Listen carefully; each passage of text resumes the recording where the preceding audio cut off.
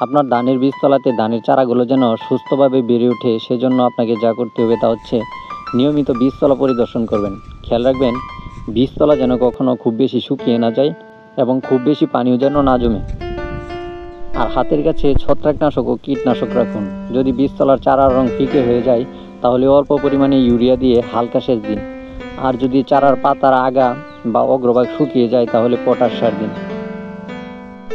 এবং যদি চারার পাতায় দাগ বা হলুদ দাগ হয় তাহলে জিঙ্ক সালফেট স্প্রে করুন।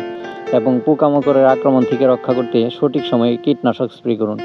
সবশেষে 25 থেকে 30 দিন বয়সের সুস্থ চারা মূল জমিতে রোপণ করুন। সঠিক সময়ে পরিচর্যা করুন, ইনশাল্লাহ আপনি ভালো ফলন পাবেন।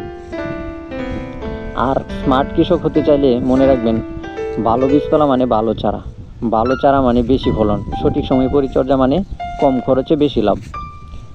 সকলের সুস্বাস্থ্য কামনা করে আজকের ভিডিও এখানে শেষ করছি। ভিডিওটি ভালো লাগলে লাইক দিন এবং আমাদের চ্যানেলটিকে সাবস্ক্রাইব করে আমাদের পাশে থাকবেন।